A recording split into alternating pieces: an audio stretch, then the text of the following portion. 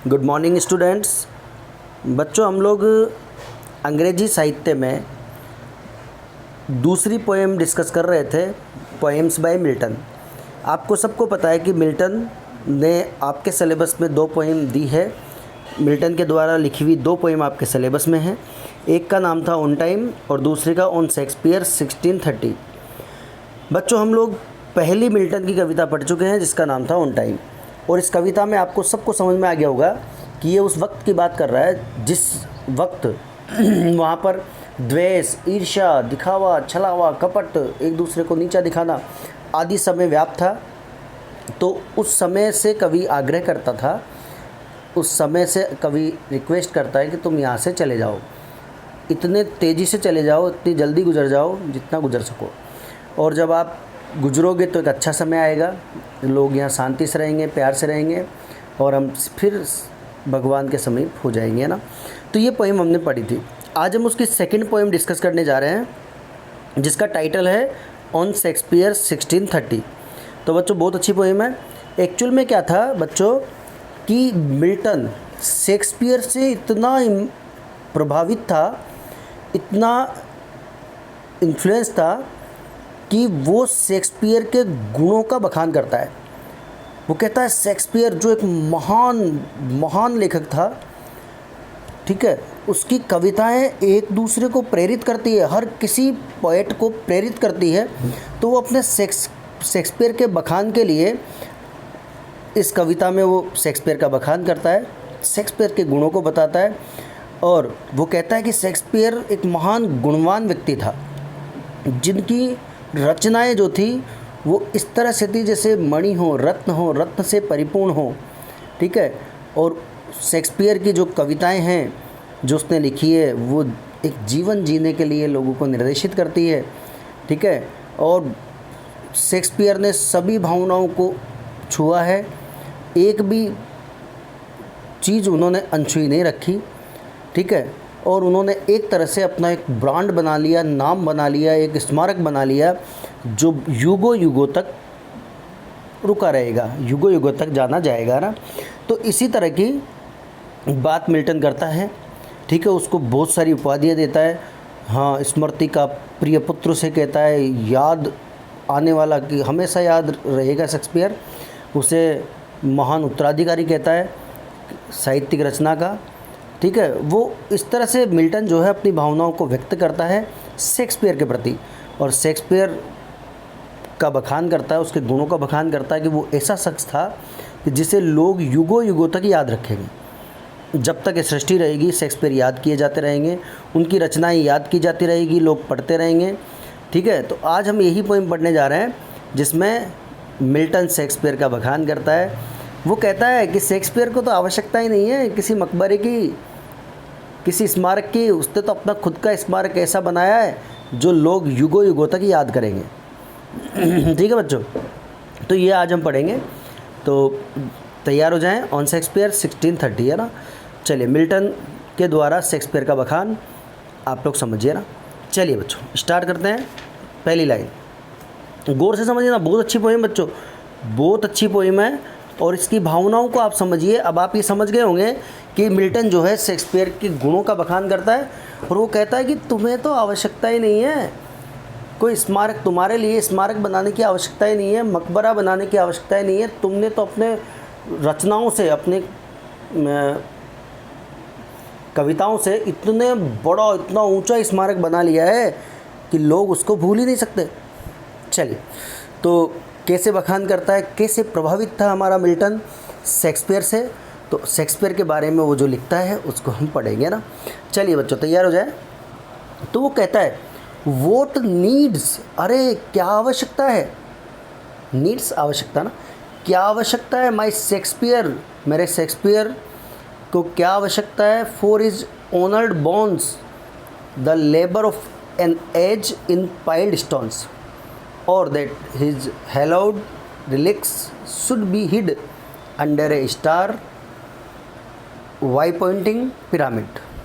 बच्चों, आपको मैं बता दूं कि आप लोग ये ध्यान रखना कि यहाँ पर जो आपके है, सबसे पहले आपको पता है कि ऑनर्ड बोन्स, ये एक शब्द दिया गया है, ऑनर्ड बोन्स, ठीक है। ऑनर्ड बोन्स है ना, इसका मतलब होता है अवशेष। क्या होता है? अवशेष। क्या होता है इनका मतलब? अवशेष। आपको पता है अवशेष, ठीक है, अवशेष, ऑनर्ड बोन्स। तो ये नोट कर लेना ना, इसका होता है कि एशेज, राख भी बोल सकते हैं अपन, अवशेष भी बोल सकते हैं, रिलिक्स भी बोल सकते हैं ना, एशेज, ठीक है, मृतक के अवशेष, ठीक है। लेबर यानी आप जानते हैं होता है परिश्रम। लेबर यानी क्या होता है? परिश्रम, ठीक है, परिश्रम। लेबर यानी परिश्रम, कहते हैं ना परिश्रम। एज का मतलब होता है युग, है ना, एज का मतलब होता है युग, है ना, युगों से, ना। और बच्चों पाइल्ड स्टोन्स, ये ज़रूर देखना, पाइल्ड स्टोन्स का मतलब होता है मोन्यूमेंट्स, स्मारक। पाइल्ड स्टोन्स का मतलब होता है स्मारक। क्या होता है? स्मारक। तो गौर करना ना, ठीक है। और आप जानते हैं स्टार वाई पॉइंटिंग, इसका मतलब होता है स्टार, सितारों की तरह पॉइंट करना ना। तो इसका मतलब होता है बहुत ऊंचा, वेरी हाई, बहुत ऊंचा, वेरी हाई। तो ये बहुत ऊंचा है ना, बहुत ऊंचा, वेरी हाई, ठीक है। पिरामिड का मतलब आप सब जानते हैं, पिरामिड होता है मकबरा। पिरामिड हम कह सकते हैं मकबरा या फिर, ठीक है, मकबरा या समाधि, है ना, ठीक है। अब आपको ये 4 लाइन देखनी है ना, गौर करना, चारों लाइन को मैं कैसे सेट करता हूँ, गौर करें ना। तो ये कहता है व्हाट नीड्स माई शेक्सपियर। अरे कहाँ आवश्यकता है, क्या आवश्यकता है मेरे शेक्सपियर को, उसके अवशेषों को, the labour of an age, युगों के परिश्रम से, युगों के परिश्रम से,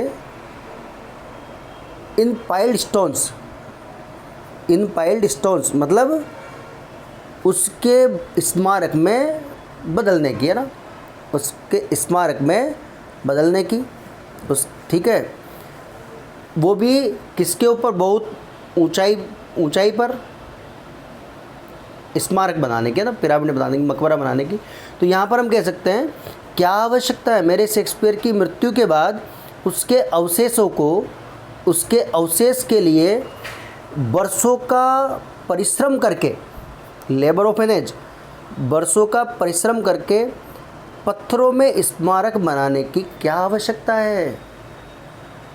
पत्थरों में स्मारक बनाने की क्या आवश्यकता है? या दैट इज़ हेलोड रिलिक्स, या फिर उसके सम्मानित अवशेषों को, स्मृति चिन्हों को, हेलोड सम्मानित रिलिक्स अवशेष, है ना, ध्यान रखना, या फिर उसके पवित्र स्मृति चिन्हों को किसी ऊंचे मकबरे के नीचे छिपाने की।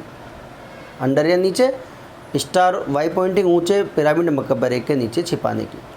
तो वो कह रहा है कि कहाँ आवश्यकता है मेरे शेक्सपियर की मृत्यु के बाद उसके जो अवशेष हैं, उन अवशेषों के लिए वर्षों परिश्रम करके पत्थरों से स्मारक बनाने की क्या आवश्यकता है, या फिर उसके पवित्र स्मृति चिन्हों को किसी बहुत ऊंचे मकबरे के नीचे छिपाने की क्या आवश्यकता है?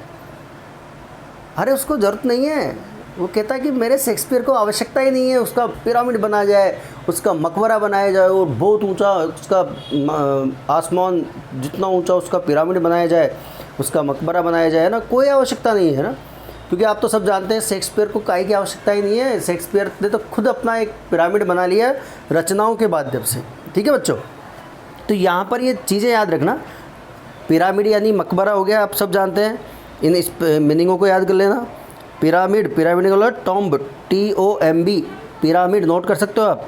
पिरामिड का मतलब होता है टॉम्ब, मकबरा है, समाधि, है ना। स्टार वाई पॉइंटिंग, ध्यान रखना, स्टार वाई पॉइंटिंग का मतलब होता है बहुत ऊंचा, बहुत ऊंचा, वेरी हाई, नोट कर लो। इंग्लिश मीडियम वाले कोई बच्चे हो तो पिरामिड का मतलब टॉम्ब होता है, टॉम्ब, TOMB, टॉम्ब। और स्टार वाई पॉइंटिंग का मतलब होता है वेरी हाई, बहुत ऊंचा, अंडर यानी नीचे, है ना, हिड यानी छिपाना, और रिलिक्स यानी होता है बच्चों अवशेष, नोट कर लो, रिलिक्स अवशेष, है ना। हाँ, मोमेंटस होता है अवशेष, है ना, रिलिक्स, ठीक है। अब आ जाओ आप हेलोड यानी सम्मानित, हेलोड सम्मानित, रेस्पेक्टेड, सम्मानित। और पाइल्ड स्टोन आप जान ही गए, मोनूमेंट्स स्मारक, पाइल्ड स्टोन्स। एज यानी युग होता है, एरा होता है ना, लेबर यानी होता है परिश्रम, और ओनर्ड बोन्स का मतलब होता है अवशेष। ठीक है बच्चों, तो कवि मिल्टन कहता है कि क्या आवश्यकता है मेरे शेक्सपियर के लिए क्या आवश्यकता है, उसके अवशेषों को बरसों के कठिन परिश्रम करके इन पाइल्ड स्टोन स्मारक बनाने की, है ना भाई। स्मारक बनता है बच्चों, बहुत बरसों का परिश्रम लगता है, बहुत लोग काम करते हैं, तो उसकी आवश्यकता ही नहीं है, वो कह रहा है ना। या फिर उसके जो सम्मानित अवशेषों को छिपाने की किसके नीचे, बहुत ही ऊंचे पिरामिड के नीचे, है ना, बहुत ही ऊंचे मकबरे के नीचे छिपाने की क्या आवश्यकता है ना। तो आपको ये लाइन बिल्कुल सटीक हो गई। 4 लाइन एक बार और देख लो। मेरे शेक्सपियर की मृत्यु के बाद उसके सम्मानित अवशेषों के लिए वर्षों परिश्रम करके पत्थरों से स्मारक बनाने की क्या आवश्यकता है, या फिर उसके पवित्र स्मृति चिन्हों को किसी बहुत ऊंचे मकबरे के नीचे छिपाने की क्या आवश्यकता है। ठीक है, अब बढ़ते हैं आगे। अब बच्चों आगे ये कह रहा है, ध्यान रखना, 1 मिनट मैं इनको मिटा देता हूँ। अब ये आगे उसको संबोधित कर रहा है शेक्सपियर को ना, शेक्सपियर को संबोधित कर रहा है। चलिए बढ़ते हैं आगे। तो ये 4 लाइन में आपको पता होगा, 4 लाइन आपको बिल्कुल सटीक हो गई होगी यहाँ तक, है ना, ये 4 लाइन। ठीक है, कोई दिक्कत नहीं आएगी आपको 4 लाइन में ना। ठीक है, इसके सिमिलर वर्ड भी आपको आ गए हैं ना, तो ध्यान रखना सिमिलर वर्ड में भी है ना। ओनर्ड बोन्स मैंने आपको बताया, ओनर्ड बोन्स का मतलब होता है एशेज, राख या अवशेष, है ना, और लेबर यानी परिश्रम होता है, एज यानी एरा, पाइल्ड स्टोन्स आप नोट कर सकते हैं, है ना, मोनूमेंट्स, है ना, स्मारक, पाइल्ड स्टोन्स स्मारक, और हेलोड होता है रेस्पेक्टेड, सम्मानित, रेलिक्स का मतलब आप जानते ही हैं। ठीक है, और मोमेंट्स और हिड का मतलब छिपाना, और स्टार वाई पॉइंटिंग का मतलब होता है बहुत ऊंचा, वेरी हाई, पिरामिड का मतलब टॉम्ब। तो कहाँ आवश्यकता है, अरे मेरे शेक्सपियर को छिपाने की यार ऊंचे ऊंचे पिरामिड के नीचे, कोई आवश्यकता नहीं है। बरसों क्यों मेहनत कर रहे हो आप, देखो कितना प्रेज कर रहा है वो कि कोई आवश्यकता नहीं है। अब वो शेक्सपियर को संबोधित करता है ना, तो सुनो क्या कहता है शेक्सपियर को, गौर करना ना। शेक्सपियर को क्या कहता है, डियर सन ऑफ मेमोरी, अरे स्मृति के मेरे प्रिय सन, स्मृति के मेरे प्रिय पुत्र, स्मृति के प्रिय पुत्र। बच्चों स्मृति के प्रिय पुत्र का मतलब होता है कि जिसे लोग बरसों तक याद करेंगे, है ना। स्मृति के प्रिय पुत्र, ग्रेट ईयर ऑफ फेम, प्रसिद्धि के महान उत्तराधिकारी। ईयर उत्तराधिकारी होता है, ईयर उत्तराधिकारी, सक्सेसर उत्तराधिकारी, नोट करें, सक्सेसर उत्तराधिकारी, ईयर, है ना, सक्सेसर उत्तराधिकारी, है ना, ध्यान रखना ना, सक्सेसर। तो बच्चों वो उसको किस नाम से, किस चीज़ से वो संबोधित कर रहा है, वो कह रहा है कि डियर सन ऑफ मेमोरी, स्मृति के प्रिय पुत्र। स्मृति के प्रिय पुत्र का मीनिंग होता है कि जिसको हमेशा याद किया जाए, है ना, जो हमेशा यादों में रहे, है ना। और ग्रेट ईयर ऑफ फेम, प्रसिद्धि के महान सक्सेसर उत्तराधिकारी, है ना, महान उत्तराधिकारी। तो इसको 2 चीज़ों से संबोधित किया गया है ना। अब आगे कह रहा है, दाउ वाट नीडेस्ट दाउ, अरे तुम्हें क्या आवश्यकता है। शेक्सपियर को डिनोट कर रहा है, ध्यान रखना। अरे मेमोरी के प्रिय पुत्र, अरे प्रसिद्धि के, फेम यानी प्रसिद्धि, है ना, प्रसिद्धि के महान उत्तराधिकारी, तुम्हें क्या आवश्यकता है। Such weak witness of thy name, तुम्हारे नाम के इन कमज़ोर साक्ष्यों की तुम्हें क्या आवश्यकता है। बच्चों नेम यानी नाम, विटनेस यानी साक्ष्य कह सकते हो या चिन्ह कह सकते हो ना, वीक यानी कमज़ोर, सच इस प्रकार। वाट नीडेस्ट, अरे तुम्हें, वाट नीडेस्ट दाउ, तुम्हें क्या आवश्यकता है। Such weak witness of thy name, तुम्हारे नाम के इन कमज़ोर चिन्हों की तुम्हें क्या आवश्यकता है। तुम्हें क्या आवश्यकता है ना, मतलब तुम्हारे ये बनाए हम, इसकी कोई आवश्यकता नहीं है ना। हाँ आगे देखो, thou in our wonder and astonishment, thou our wonder and, तुमने तो, ध्यान देना, तुमने तो हमें अचंभित कर रखा है, तुमने तो हमें आश्चर्य में डाल रखा है, एंड एस्टोनिशमेंट, और हमको चकित कर रखा है। तुमने तो हमें क्या कर रखा है, हाँ, हेस्ट बिल्ट दाई सेल्फ। अभी समझाऊंगा, आगे देख लो। पहले यहाँ पर वंडर यानी आश्चर्य, एस्टोनिशमेंट अचंबा ना, अचंबित, हेस्ट बिल्ट दाई सेल्फ, अरे तुमने तो स्वयं ने बना लिया है, तुमने तो खुद ने बना लिया है लिव लॉन्ग मोन्यूमेंट्स, तुमने तो जीवन रूपी स्मारक बना लिया है। तुमने तो क्या कर लिया है, खुद ने ही जीवन रूपी स्मारक बना लिया है, जो हमें चकित करता है, जिससे हमें अचंबा व आश्चर्य होता है। ठीक है ना, कैसे कोई महान व्यक्ति कैसे कर सकता है ना। पर तुमने तो अपना जीवन रूपी मोनूमेंट्स खुद ने ही बना लिया है। किसके माध्यम से बच्चों, रचनाओं के माध्यम से, ध्यान रखना है ना। तो यहाँ पर वापस से हम देखेंगे 4 लाइन, है ना, गौर करिएगा। लाइनों में बांटते हुए चले हम, डियर से लेके और ये वाली हैश तक की लाइन पढ़ेंगे ना, ये वाली लाइन। ठीक है, तो गौर करिएगा। डियर सन ऑफ मेमोरी, अरे स्मृति के प्रिय पुत्र, प्रसिद्धि के महान उत्तराधिकारी, वाट नीडेस्ट दाउ, तुम्हें क्या आवश्यकता है, such weak witness of thy name, तुम्हारे नाम के इन कमज़ोर अवशेषों की तुम्हें क्या आवश्यकता है। अरे दाउ इन और वंडर एंड एस्टोनिशमेंट, और तुमने तो हमें क्या कर दिया है, आश्चर्य और चकित कर दिया है। किससे, has built thy self A live long monuments, जो तुमने स्वयं ने बना लिया है एक जीवन रूपी लंबा, संपूर्ण जीवन रूपी स्मारक, जिसने हमें क्या कर दिया है, अचंभित कर दिया है, आश्चर्यचकित कर दिया है ना। बच्चों इसमें ये कह रहा है कि भाई तुमने तो खुद ने ही अपना संपूर्ण जीवन रूपी स्मारक बना लिया है रचनाओं के माध्यम से, जिससे हमें अचंभा व आश्चर्य होता है, जिससे हमें अचंभा होता है कि यार कोई एक आदमी ऐसे कैसे कर सकता है ना, अपने जीवन में इतनी सारी रचनाएं, इतनी खूबसूरत रचनाएं कैसे लिख सकता है ना, जिससे हमें आश्चर्य होता है। तो 4 लाइन है ना, बताएं 4 लाइन में। तो यहाँ पर आप ध्यान रख लेना, ये इसको आपको मैं बता रहा है। ठीक है, संबोधित कर रहा है वो, कैसे संबोधित किया आप सब जानते हैं, संबोधित कैसे कर रहा है वो, क्या कह के उसको संबोधित कर रहा है आप सब जान गए ना। चलिए बढ़ते हैं आगे।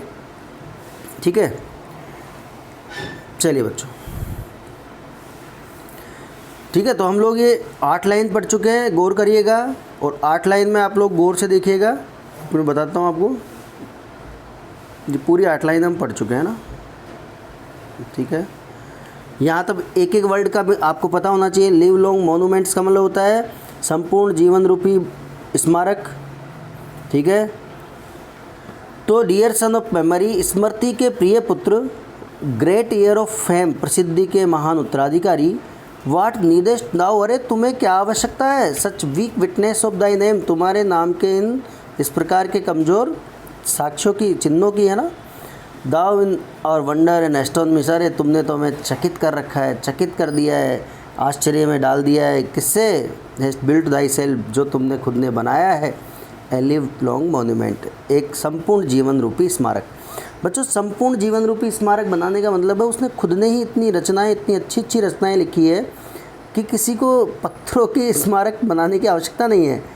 ठीक है, बरसों मेहनत क्यों करें जब खुद ने अपना नाम इतना बड़ा कर दिया, तो कहाँ आवश्यकता है इनकी, है ना। चलिए, तो यहाँ तक ये 8 लाइन है। इंपॉर्टेंट क्वेश्चन से ध्यान रखना, या रिलिक्स क्या है, ओनर्ड बोन्स क्या है, ये आपको मैंने समझा दिया है। ठीक है, तो आप लोग देखिएगा इसको, और हम ठीक है आगे पढ़ेंगे कल, है ना। कल इसको पूरी कर देंगे। ठीक है बच्चों ना, ओके बाय।